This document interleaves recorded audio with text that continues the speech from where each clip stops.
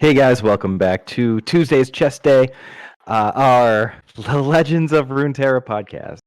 My name is BobbySapphire. I'm here with my two friends, Manten. What's up, Cody? Hey, how's it going? It's going great. Thanks for asking. Back from a little trip away. Said you had some little time away from the game, coming back to grind. Yeah, I took like a week off just to go visit family, and came back to the game, and I was like, "What do I play?" But it was kind of nice because like I came back like super energized, ready to actually sit down and grind, and then I did all the math on the grind, and then I got sad again. But Never do the math. never do the math. Never tell us But the odds. Yeah, seriously, you don't want. It's better not to know. I actually think it would have been better not to do all the math. Yeah, I am a huge proponent of ignorance is bliss, especially when things like the details like weigh you down emotionally and mentally. But I don't want to forget my boy, HonestlySarcastc. What's up, Joe? Not too much, guys. Not too much. I think this is my first week where I'm not going to have a level 13 vault, and I don't care. I couldn't not get a level 13 vault. I don't even know how I could possibly achieve not getting to 13. Play a little too much. Also, I think like the key is doing all your expeditions. Yeah. I like the expeditions, and when you do them, you just get so many experience points that it's hard not to get pretty far up there. And then if you're also like, I grinded to master this week, so I definitely had the benefit of that. But a lot of games. Yeah, I think like it's one set. expeditions right now as my break between grinding to masters because it's like, hey, I can actually go play random other cards that aren't the best deck right now, or my grind deck. Yeah, I think I started like 2 weeks behind you guys on constructed because I was just so into expeditions that I would just only do expeditions. Mhm. And I was sort of like when I first started playing Hearthstone, I never played constructed. I only played the draft format. And I was expecting to kind of do that with this game, but I kind of got bored and sometimes frustrated that I wanted a break from that, and that's when I started the constructed grind.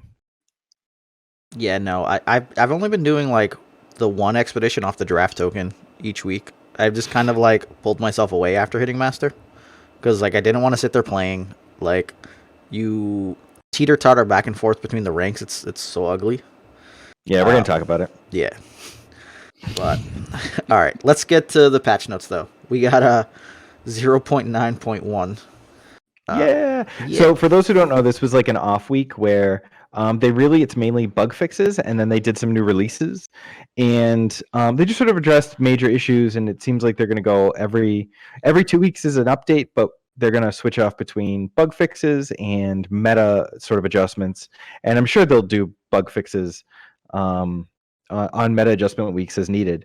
And then Joe, you were saying that you thought maybe even we would get an emergency or kind of like a small one, right? Because like the concept wasn't just bugs. It was supposed to be like little patch, big patch. So like the big patch is supposed to shake things up every month, and then the little patch is supposed to fix small things that are kind of like, okay, this wasn't working, that wasn't working. When we get to the bug fixes, we're gonna talk about some really feel bad moments that you get in games at times, from stuff that was broken that they fix now. But I just kind of expected them to just pick something, even if it was small, and they were just like, all right, let's take over one from Hecarim, or let's just something small where it probably wasn't going to make a real difference, but they could actually just see, so that 2 weeks from now, if it was still like ridiculous, they're like, all right, we have to go past this.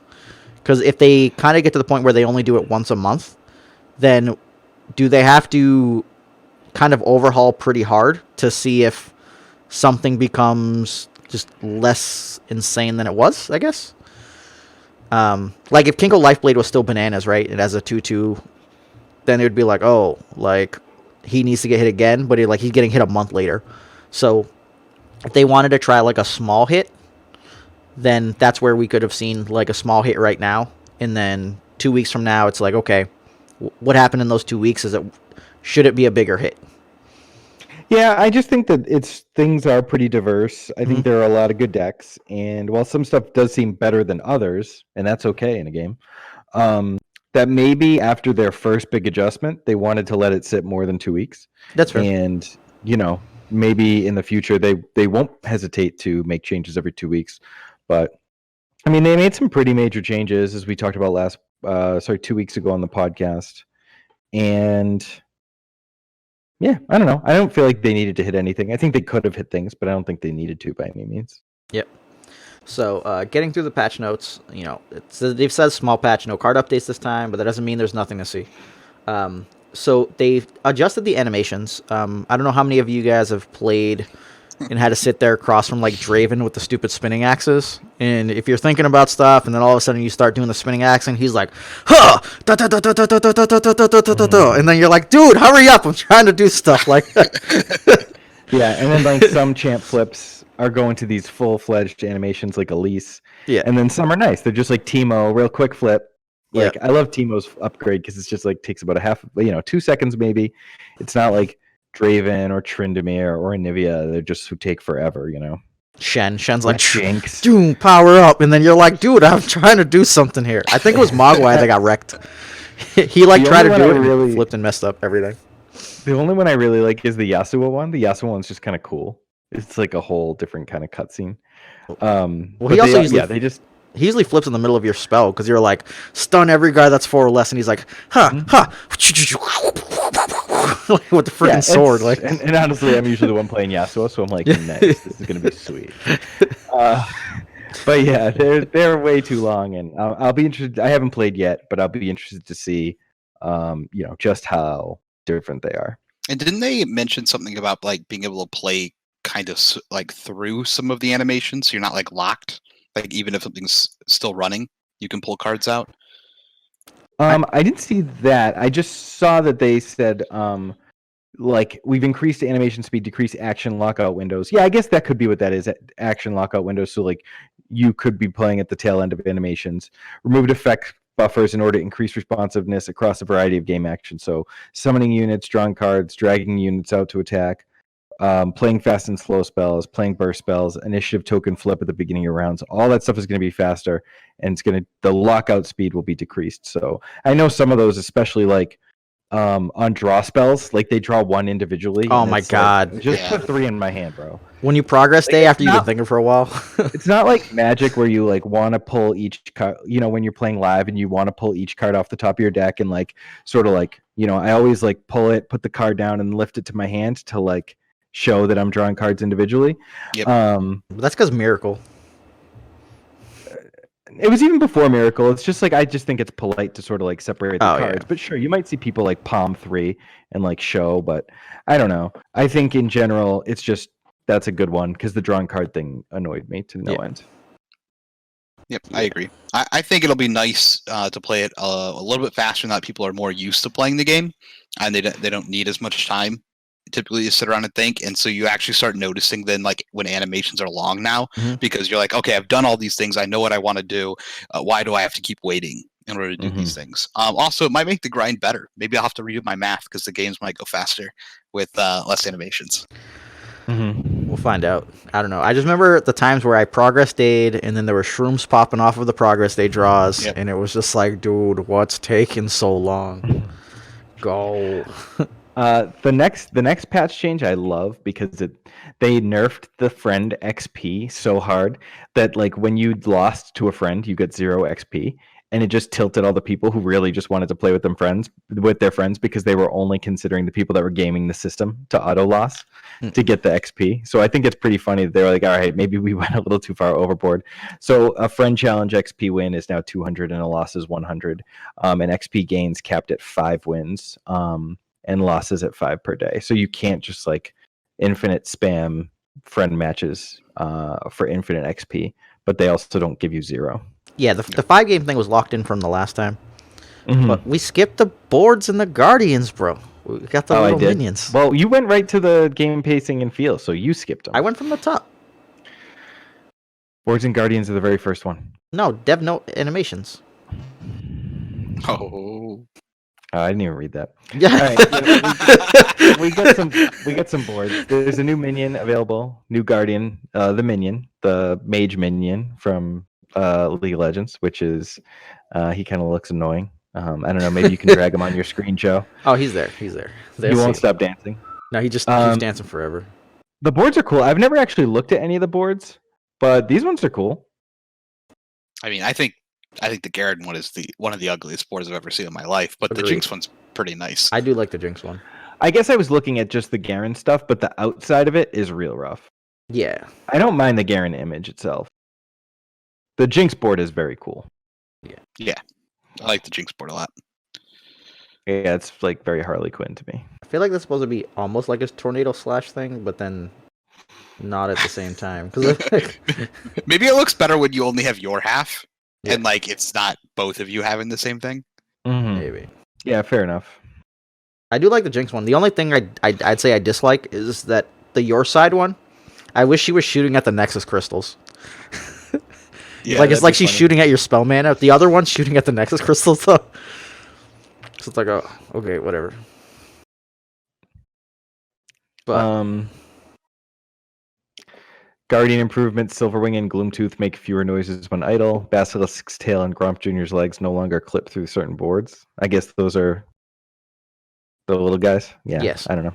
that's I guess what those- sometimes I forget it. It is technically a beta, so like a lot of those things are still still being fixed. That's a lot of the stuff they're working on is still that. But even though it feels like a full-fledged game ready to play, there's still a bunch of polishing up for the actual release of the game.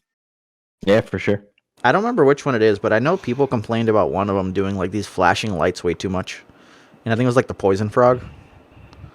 But I'm assuming that's like Gromp Jr. I have no idea. Yeah, I don't know. I don't look at those. Like once in a while, my baby will come over while I'm playing, and she pets the Poro, and that's about it. I don't really give much thought to those, especially Touches my the screen. opponent's ones.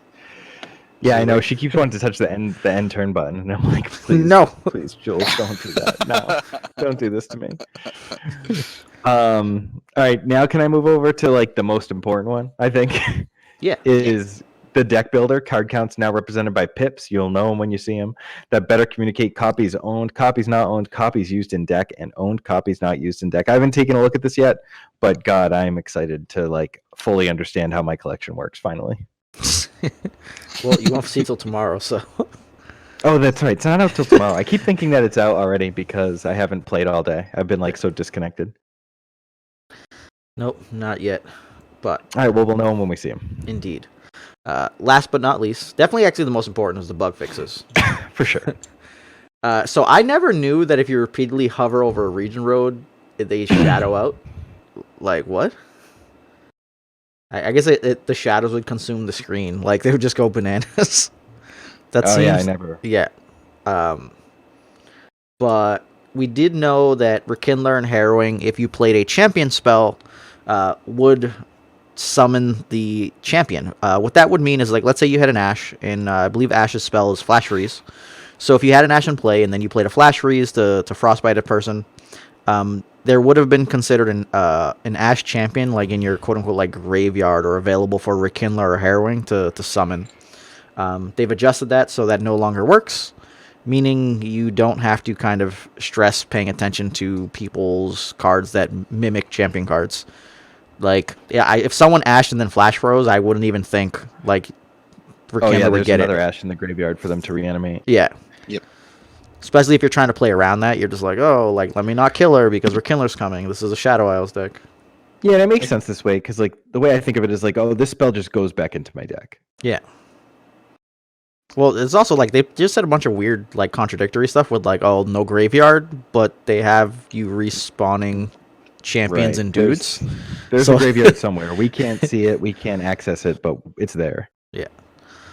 Also, if someone figures out why Mobilix keeps telling me that my my mulligan cards are in my graveyard and the fix for that, please hook a brother up. That tricked me one time, bro. I was like, oh, my Ezreal died. Okay, let me Rekindler it. There was no Ezreal there. That was for No. my mulligan, and I just couldn't Yikes. remember. I was Yeah, like, oh, I'm okay. on that Blitz GG life now.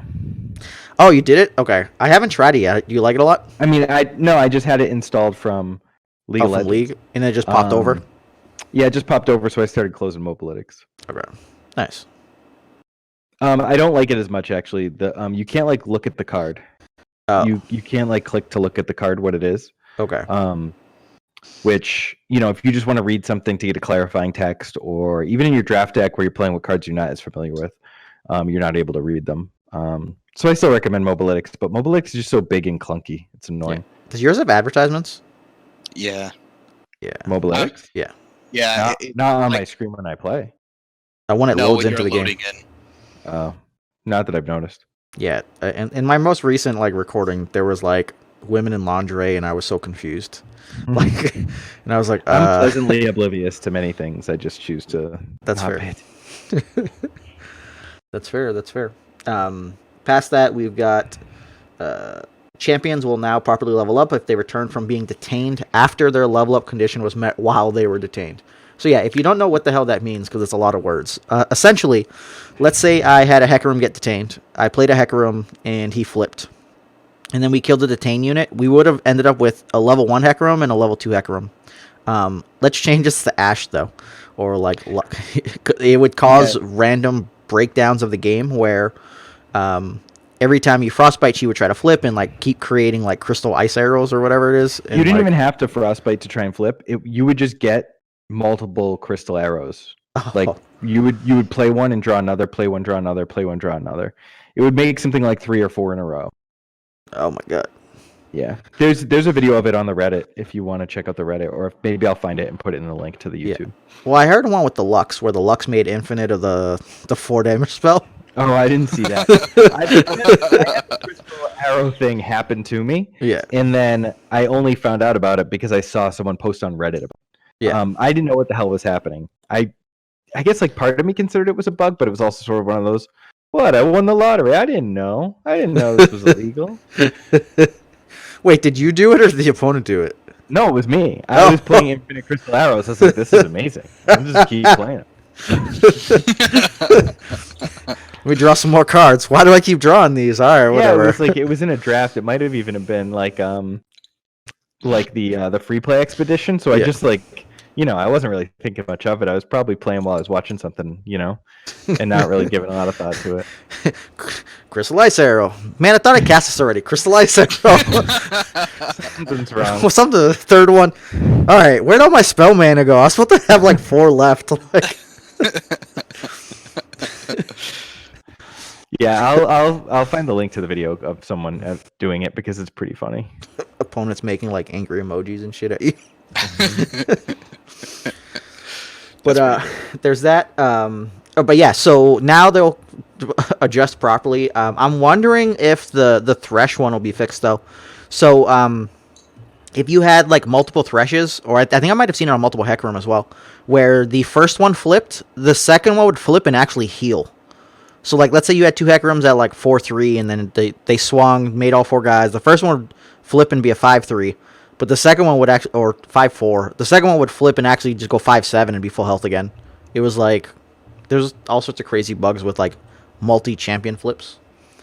Maybe there's somewhere in their world they didn't expect people to put multiple of the same champion in play. Yeah, seriously. Yeah. So that's the next one. That was also relevant with like the whole detain setup. Twin Disciplines now displays correct effect text when selecting Discipline of Fortitude. Discipline of Fortitude was the side that gave you +3 health. It would often say K3 combat, yeah. There's many a time playing Heimer where you're like double checking. Wait, I thought I selected the other thing. I never checked it. Like I click it, done, go. Didn't even know about that bug. I don't know about the player should no longer get stuck on the loading screen while signing out of League of Legends, while signing into Legends of Runeterra. Okay, and then players logging into Legends of Runeterra from different devices should encounter fewer crashes. Didn't have that issue either. Either of you guys have that issue with the LOL swap or? No. Okay. I don't know how many times I did it, but it's never became a problem. Yeah. But so those are the Patchnotes. What the hell happened here? I'm just gonna throw the meta up on the window for you guys. Yeah, you're using the swim.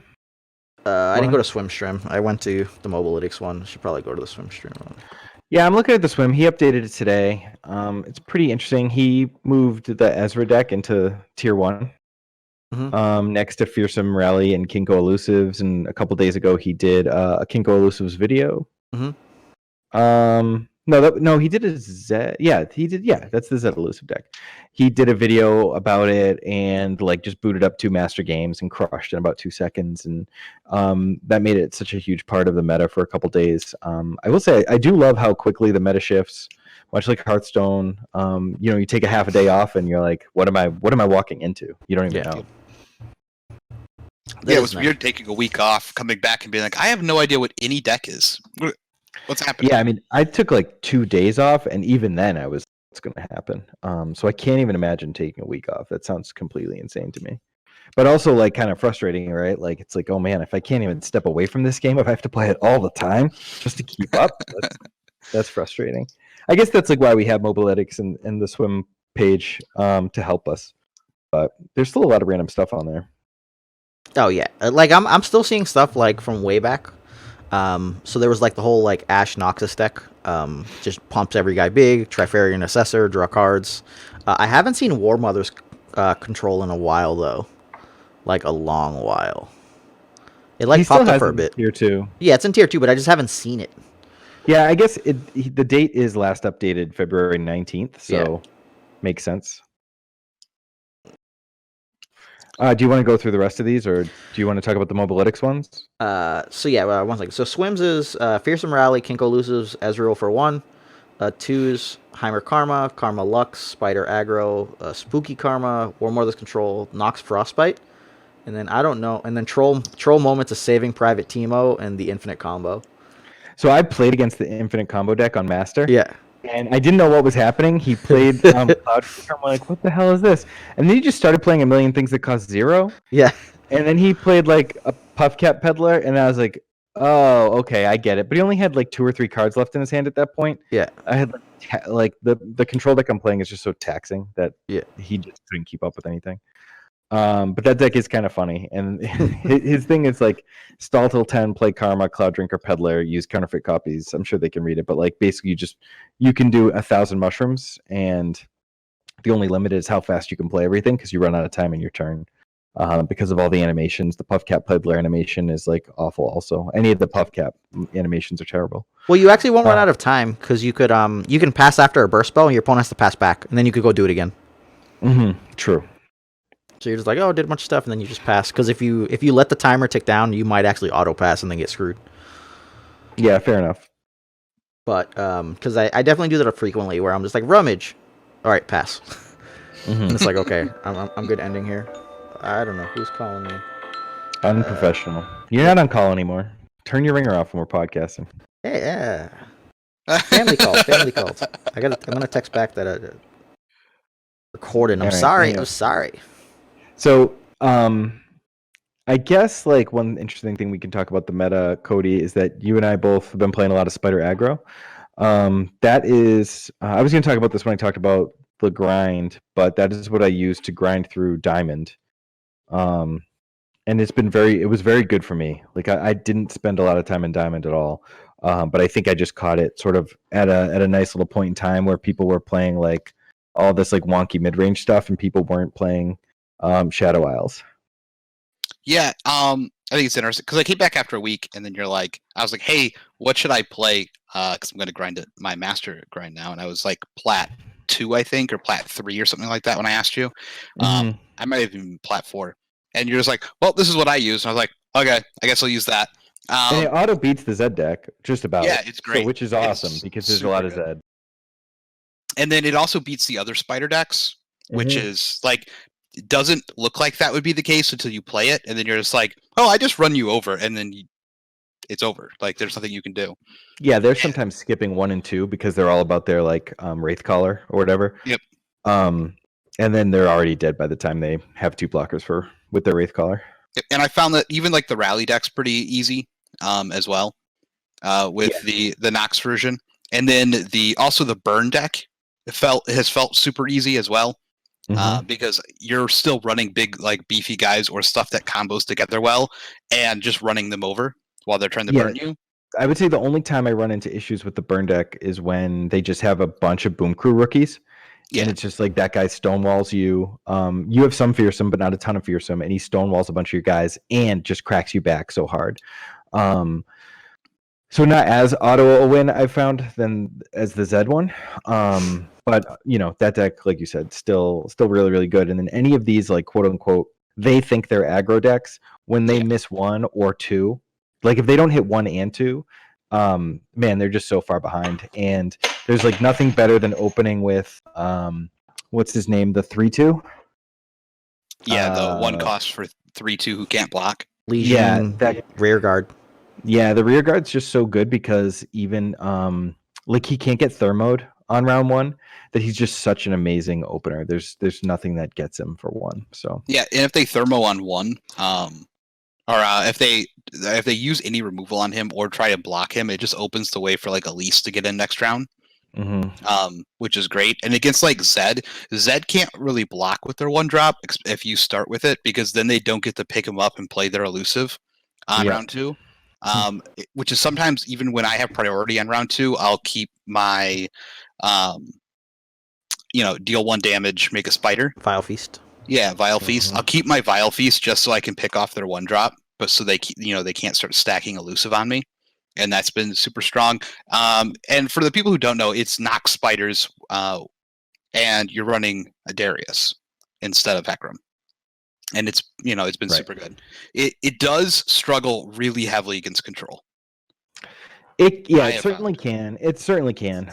Especially now that it's more of I think it's more popular at the higher ranks in Diamond. That it's easy for people to hate out. I know I had a lot of trouble with the Ezreal deck, and that Shen Fiora deck is like it's like 0%. I've considered just scooping it as soon as I see it. But I figure every match I play, I can try and learn something. But yeah, it's just about 0. But it's still good. Like I mean, I'm at Diamond 3 right now, and I'm still have like a 70% win ratio on my mobilytics from that, and so it still works. It's just I don't think maybe not as dominant as it was before, but it's really nice to just be able to see half the meta and know your favorite against it, and then have like 1 or 2 decks where you're like, okay, this can go either way, and then just a couple of decks that are like you can't win. Yeah, I think like between once I picked it up, like I swapped when I hit Diamond 4, I tried a bunch of different things, and then once I played that, I went from like Diamond 4 to Diamond 1, like very quickly in one session, like maybe even only losing 1 game, and then I did a stream of my Diamond 1 play, and Joe was on with me. It was so amazing. We were 1 attack away from Master with our Darius. Like we top decked Darius. And they top decked. What did he have? Vengeance. Did he have the Vengeance? He top decked Vengeance to kill the Darius, and then he got it. But man, it was going to be so sweet. And then we played for another hour. We lost few, and then we got there at the end. And so yeah, that's what I got Master with. So, yeah, I like lately in the Master ranks, I've seen a lot more control, a lot of Heimer Karma, a lot of Karma Lux, a lot of Ezreal. I would say like most of my matches yesterday were control mirrors. And we'll talk about when we get to the grind, but I'm playing a Heimer variant that both Joe and I were kind of working on, sort of independently, but then he did his first, so I was able to like get some, not feedback, but I guess like I was able to get some ideas from what he did, which was sweet. You've played it more than I did. I already dropped it. I got mad. I've only played it for the last 3 days. I love it. I think it's really, really good. It's a little tough against the other Hecarim decks, but we can talk about it when we get to meta. Is there anything you want to add about the meta? Are you done texting? Yeah, I texted pretty immediately. Let you guys do the spooters. It's just interesting, like how there was the spooters at the beginning when you start, right? It was like, oh, play spiders, and then it's like it shifted back into the meta again, and it was just like, oh, okay, play spiders. Like, wait, we just went back in time. Yeah, and I think that's just the way it's going to go with these games, where there's like millions and millions of games per day, and like people are making adjustments hour by hour. Yeah, and like you gotta stay ahead of the curve if you want to like curb stomp people. It's real tough. But yeah, I think we can definitely go into the next thing. Okay, so yeah, just like continuing the conversation about the personal grind. I came into Master in the 200, like 207 or somewhere right around 200. I was still playing Spider, and I played Spider for about a day, and like I was losing more than I was winning, so I was really looking for something else. And I had grinded a lot with the Yasuo, and then through Platinum, I think I went from Platinum to Diamond with your Heimer deck. not making like any changes even after the nerf, just really liking the way it played.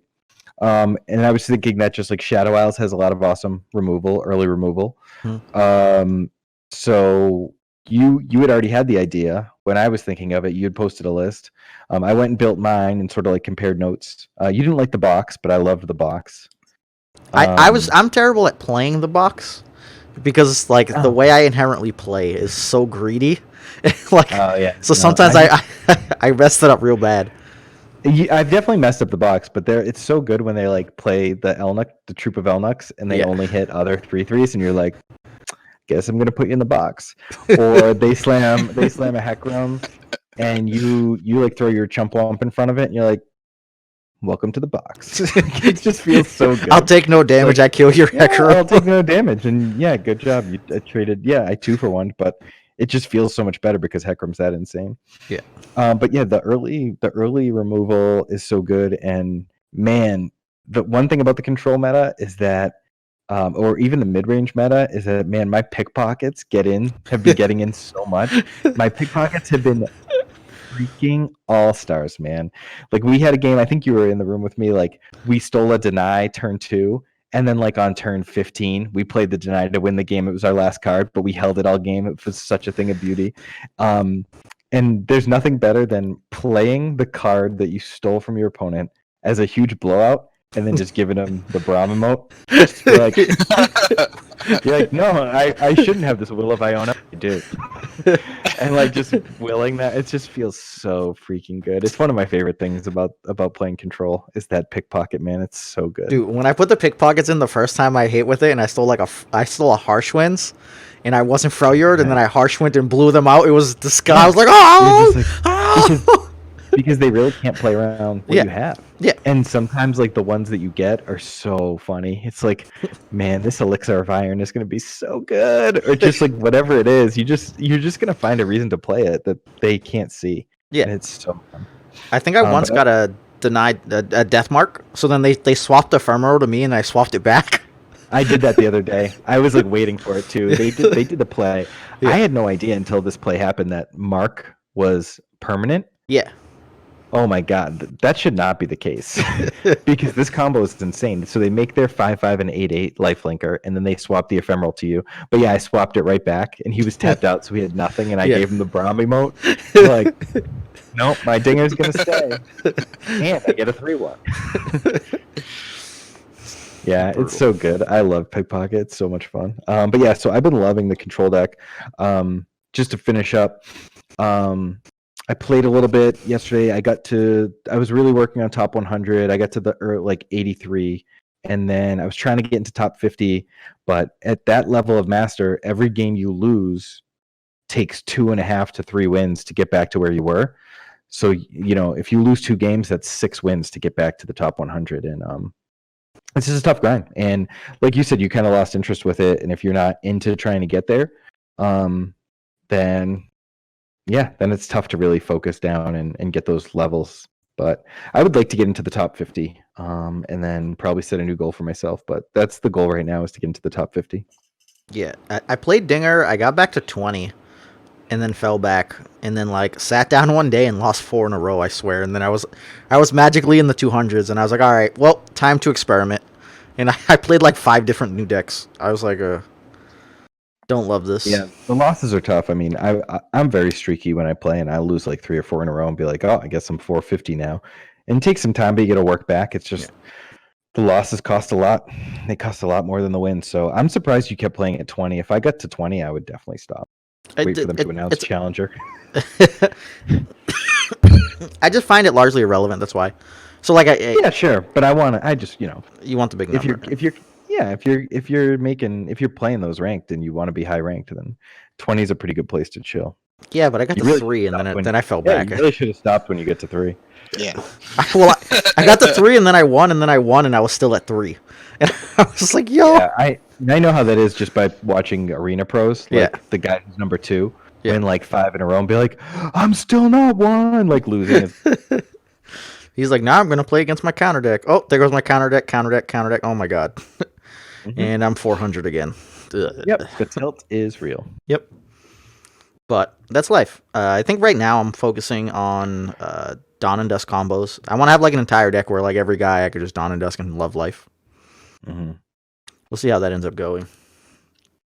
Yeah, it kind of feels like right now with like nothing announced as like super prizes for top people, that it's a good time to spend time just like learning the game at a very deep level, to kind of set yourself up for, eventual tournaments or eventual, prizes or things that come out. Yeah. Also, like just some of the free tournaments they're doing, like they had one this last weekend, and I don't play it because it just starts so late Eastern that I hate it. But they did Conquest. I think you had to have used 2 different decks. You had to win your best 2 out of 3, quote unquote, was winning twice with your 2 different decks, or 1 each with your 2 different decks. But and you could not use the same. There couldn't be a mix of the region. So if you used Ionia in one, you couldn't use it in the other one at all. So you had to use 4 of the 6 regions in theory. It's interesting. It's Yeah. kind of similar to like what they were doing in Magic, except for that exclusion of you can't run the same decks, right? Yeah. Well, because in Magic when they did it, they was usually like it was specific cards. I think you couldn't run additional copies, or it was like 4 max between both, or whatever it was. There's a different. I haven't watched Magic recently, but I know when I've seen some of them before, it was just that's how the breakdown was. It was like a combined between them. You couldn't, but I don't know. How? I guess the real question is like, what kind of keeps you going? Like, I don't know. I hit Master before you guys, and then I just didn't really care about my ranking, and it was just like, whatever. Heimer's really great. The meta changed. I played, and then I'm just like, oh shit, like Heimer's struggling right now. And I tried working on adjustments, but it was just like the meta was too kind of wonky. I felt at the time to make those minor adjustments. I needed a lot of games, I feel, to really figure it out. But I think the Shadow Isles adjustments are quite good. But in general, at the same time, like I really just want access to deny. I want to just be like, oh, harrowing? No. Like, Thermo, my guy? No. I've also been really mad at Thermo recently. Like, have you played against Lux yet, Bobo? Yeah, I played against Lux a little bit. Yeah, I can't kill her. Like, yeah, I've had a little bit easier time because I do have the Vengeances, and I have I don't know, I haven't had that hard of a time, but yeah, I mean, she can be tough to kill. I always like when they burn their barrier spells early. Yeah. And I'm constantly trying to put pressure on them with my spells rather than my creatures. Yeah. To try and blow me out. Yeah. But I'm just trying to get their barrier spells out. Yeah. Oh, I meant with the PZ Ionia version, but you might not have played against it back then. How I feel about like Thermo is I want to use Thermo on 2 and 3. Yeah. And a lot of the games, if I don't use my Thermo on 2 or 3, I never use it. Or I'm using it on something that's low value, or I'm only using it on a Hecarim. Like those are the only moments I don't mind ever using use it on a it. Hecarim, that's for sure. It's a Hecarim, and it can only typically be most of the time it can only be a Hecarim on the turn that they tap out, or they can put something else behind it and it's a waste.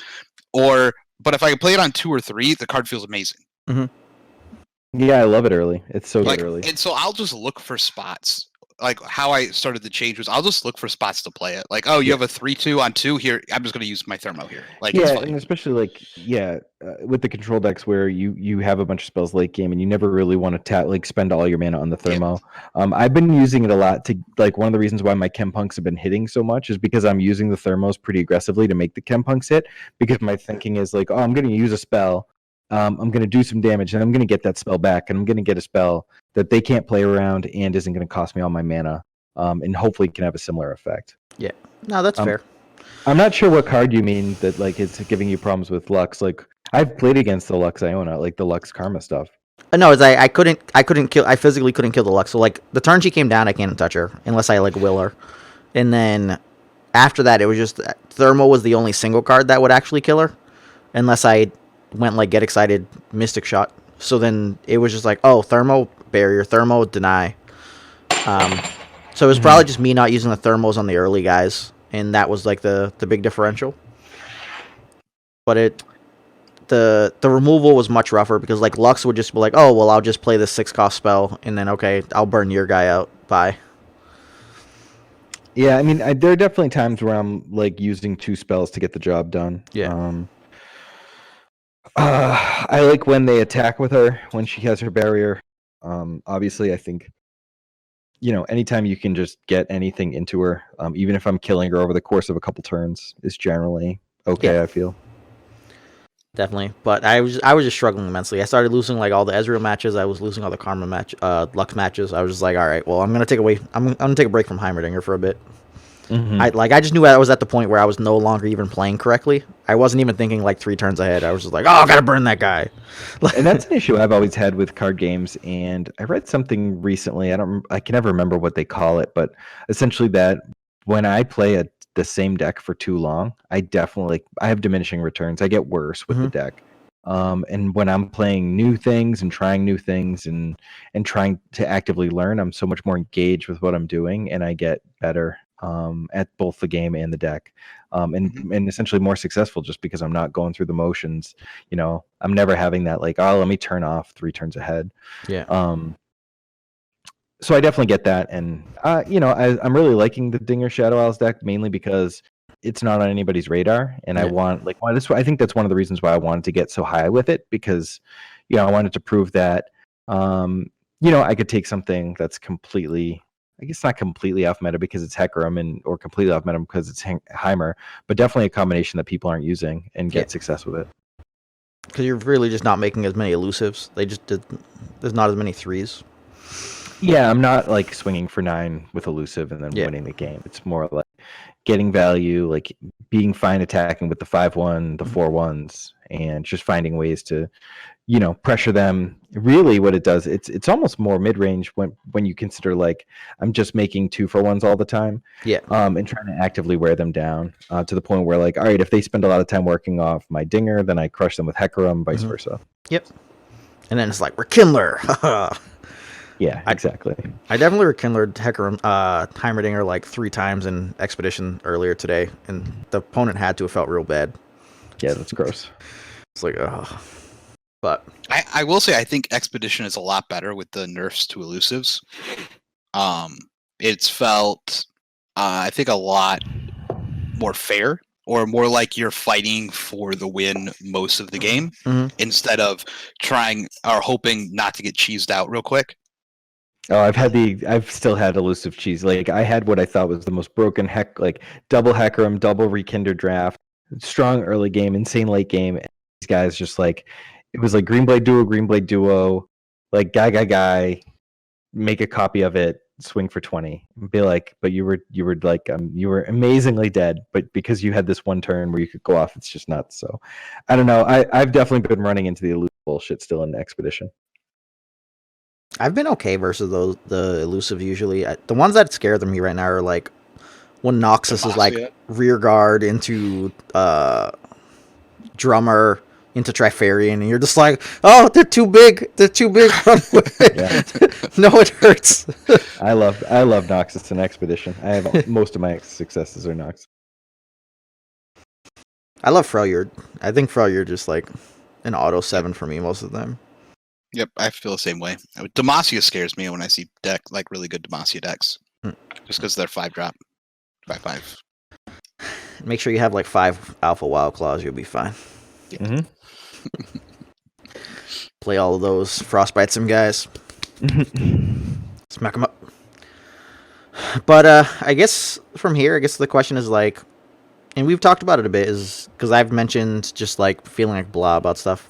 How do you feel about the game as a whole now that we're kind of past the honeymoon phase? We're, a month and change in. Yeah, maybe mine's a little different because I did have like a whole week off. Yeah. From the game, I still like it. It still feels like there's a lot of depth. I really hope they announce some type of tournament circuit, a major something that, like, even plans. Like, they don't need to have it now. I just want to hear like, hey, we plan on doing this after the game's released. Like, that would make me super happy and like something to work towards. I'm just thinking of that Artifact $1 million tournament that I'm still waiting for. Yeah, I'm still waiting for. But like, something, right? Like, I just want to know that they're actually considering doing like a competitive, events for the game. But I like the game structure. I kind of wish we could have 3 colors though. because it's starting to feel like a lot of it's getting explored pretty quickly. But then again, it's only one set, so I'm gonna reserve judgment till we have more more cards to see if you would even need 3 colors at that point. I want to play 5 color. Don't know control till you got 5 color. I think like hitting Masters so recently, like only in the last few days, like 6 days ago or whatever, still has the game a little fresh for me. I thought I would be a lot more disinterested in Master once I got there, but I haven't really wanted to do the free play expeditions at all. I just want to, play against other good people. It's really like learning a lot. There's a lot to learn by, continuing to play the Masters games. I echo what Cody said. I would really like to see, some sort of idea of what's going to happen next. But the game is only in beta, and we're just guinea pigs. So taking it in stride, just trying to enjoy doing this podcast, making a couple videos, posting videos of my Masters grind, and yeah, I'm trying not to overthink it. But tomorrow, or I guess today when this comes out, is chess day, and I'm super over opening the chests. I have almost all the champs by this point. If I wanted a champ, I crafted it, and the ones I don't, I guess I'll get. I don't know. I don't have any ashes. Crazy, and I would like some ashes. But I also, a lot of my champ things have been upgraded to wild cards, so I'm sitting on a bunch of champ wild cards. And I only just started the Freljord reward track. Past 8, so I assume I'll get most of that stuff soon. I'm missing 12 champions, so that's why I just haven't been pushing Expedition, because I felt like I'd stop once I hit all of them. But I have 0 Shens, 0 Anivias, and 0 Thresh. Missing 12 champions. Just think about it. That's funny. It's disgusting. I was like, yo, what is this? It's like, okay, guys. Yeah, I'm missing 1 Braum, 1 Fiora. I have no Lucians, no Ashes. And they just go, you're not getting any of these. Missing 1 Karma, 1 Vlad. So I guess I'm missing 6, 7, 8, 9, 10. It's pretty good. You were playing Expedition for a while too. Yeah, I mean, like I said, I do all my Expedition, and I even crafted a bunch. But I also didn't get super into the game for the first couple weeks. Yeah, fair enough. Oh, life. Gotta love it. Oh yeah. But yeah, I mean, I think that's pretty much it. That was most of what we wanted to talk about. Is there anything else that you guys want to discuss regarding this sweet, sweet game? I think the only thing left is what nerf you think happened. But we talked about it, so we'll let Manten go on his spiel. Yeah, what do you think, Manten? For right now, I think Hecarim probably should be nerfed. I mean, that's the super popular, easy answer. I also kind of think maybe it doesn't need it right now, but I've said, and a lot of people have said, so I'm not going to take credit for it, that the 3-cost rally is way undercosted and is incredibly powerful, and we are starting to see that definitely now with rally spiders and stuff. But I would like to see that card at least taken a look at, because I don't think it's something that I should be in the game indefinitely. What would you do? Would you make it? I'd make slow? it 4. Okay. Just because I know it hits Lucian, but I think Lucian's already super good. In a lot of cases, and I'm worried that things that cost 3, I look at are kind of free most of the time. They're kind of it technically can be cost 0 due to the fact of how we bank our mana. And if you weren't going to use it anyway, and you could still get full value out of your turn, and then still have 3 mana left over. And I think rally is one of the strongest effects in the entire game. Oh yeah, it's gross. It literally breaks mechanic. Yeah, I hate that it's fast. The first few times that someone played it mid-combat so that they could swing next action, I was, what the F? That's how that works? What's really bad is when you open a spell and they respond. That kills you. Literally, you're oh, I'm going to open this spell, and they're just I'm going to attack now. I would like it to be silly. I would like it to be slow. before it went to 4, but I guess I'd be fine with either one. Yeah, I'd be fine with it going to slow. I think that would be good enough. It's just the issue when you're on like round 6 and you have like a semi decent team out, and then you're like, okay, I'm going to play the spell, and they just respond and then immediately attack before you can do anything else. Yeah, And that feels terrible. Yeah, that's one of the reasons why I've really enjoyed playing Vile Feast, because a lot of times it's like, all right, well, at least I can gain a life and grab blocker, and Yep. And hopefully that'll get me there.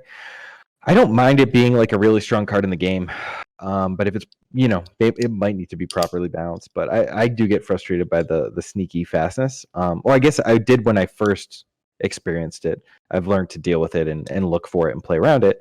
And that might also be a clue that it's just okay, because a good card should be something that you're aware of and play around, but it's also really, really strong. But I completely agree that when things cost 3, I think it's a lot like the deny situation, where it was like, oh, I can just skip one turn and all of a sudden I have deny up for the rest of the game.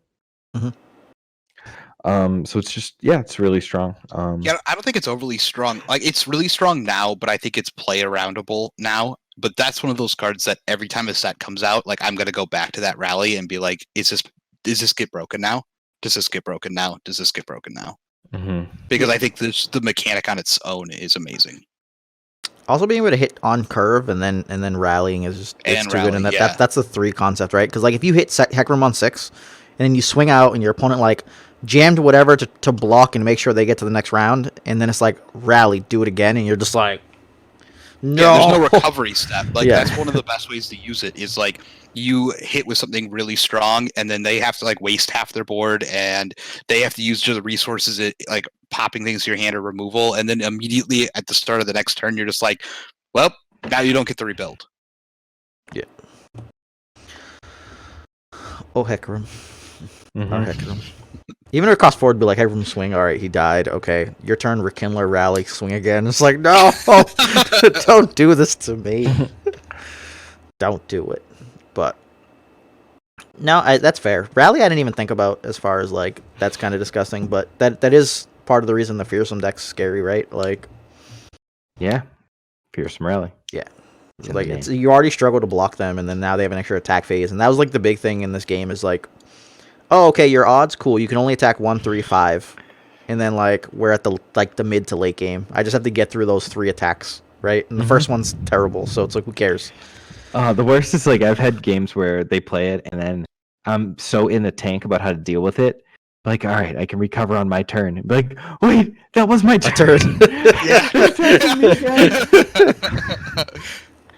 Oh, it feels so bad, but yeah, it's it's part of the game. It's cool.